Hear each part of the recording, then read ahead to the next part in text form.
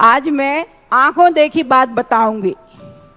मैंने सन 80 में महाराज जी को देखा था, जब इनकी साधना ऐसी थी, कैसे बताऊं। गुड़ मीठा होता है कैसे बताऊं, संगीत सुगध होता है कैसे बताऊं।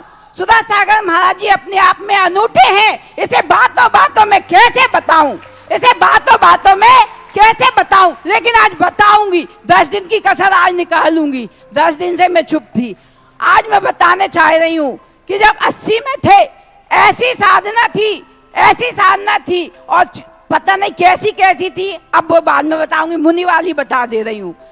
83 में 84 में मैंने आंखों से देखा, सप्तमी का अंतराय था, अष्टमी का उपास, नवमी का पारना। तो एक स्थान पे अब कितने घंटे हो गए तुम लोग लगाओ गणित। सप्तमी को सुबह 10 बजे से, सप्तमी के सुबह 10 बजे, रात के 10 बजे, अष्टमी के 10 बजे, रात के 10 बजे और नवमी के कितने बजे, 9:30 बजे तक। कितने घंटे हो गए अब तुम लगा लेना, मुझे नहीं पता 48 घंटे कितने घंटे हो गए। इतनी देर तक एक आसन में एक स्थान पे इनको मैंने अपनी आंखों से खड़ा हुआ तपस्या करते हुआ देखा है। तुमको ऐसे नहीं मिल रहा, उसे नहीं मिल रहा। इनकी पता नहीं कितने जन्मों की साधना और तपस्या है, और इस जन्म की तपस्या तो मैंने आंखों से देखी है। अब चलते हैं 90 में मुक्तागिरी, नहीं 87 में थोबंजी में दासेन आचार्य भूतवली आचार्य देखा है नहीं देखा मुझे नहीं पता। दुनिया कहती है मध्यवद आचार्य, मैं नहीं कहती था मध्यवद आचार्य। मैंने थोबंजी में 13 नंबर मंदिर के पीछे एक चट्टान के ऊपर, 2 पत्थर के ऊपर सठखंडागम की पुस्तक को अध्ययन करते हुए देखा है। टेबल नहीं, कुर्सी नहीं, जमीन की चट्टान पे बैठे हुए तपस्या करते हुए, अध्ययन करते हुए इन आंखों से देखा है। बात आ गई समझ में, आ गई ना बात समझ में। और भी क्या बताऊं, मुक्तागिरी की बात, 90 की बात। 90 में एक आहार और एक उपास करके साधना करते थे और पहाड़ के ऊपर चले जाते थे। ओरिजिनल जो कहते हैं ना तप केवल अभिकरणों की पूजा में। चलो मैं बोलूंगी, अभी थोड़ा सा बोलने दो। बहुत मुश्किल से बोलने की आज हिम्मत आई है, मेरी हिम्मत ही नहीं थी। समाधान के बाद इनको प्रवचन करा रहे उनका ना।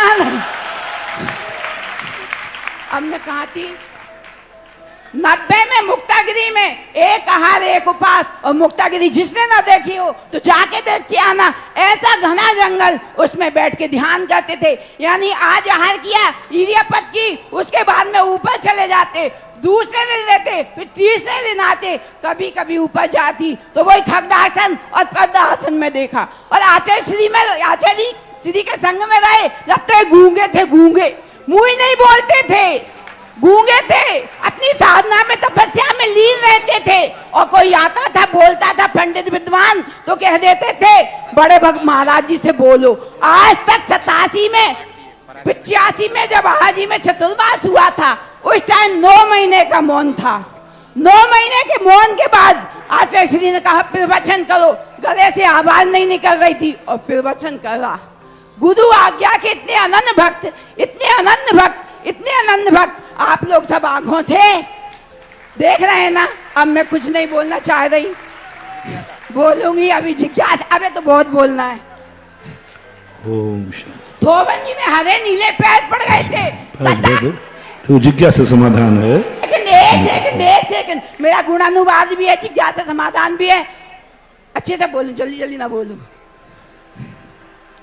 87 में जब आचार्य श्री को बुखार आया, 107 और 108 पूरी सेवा करते थे, बैयावृत्ति करते थे, एलक छुल्लकों की भी अपने हाथों से सब कुछ करते थे, आचार्य श्री की करते थे। उसके बाद में इनको कभी बुखार नहीं आया था। ये तपस्या है।